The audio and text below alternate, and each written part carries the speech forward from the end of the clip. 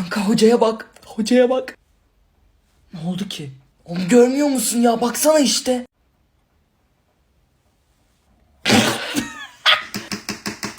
Hey gençler! Ne gülüyorsunuz aranızda fısır fısır? Söyleyin biz de gülelim. Hocam ya dükkan aç pardon. Fermuarınızı açık unutmuşsunuz da.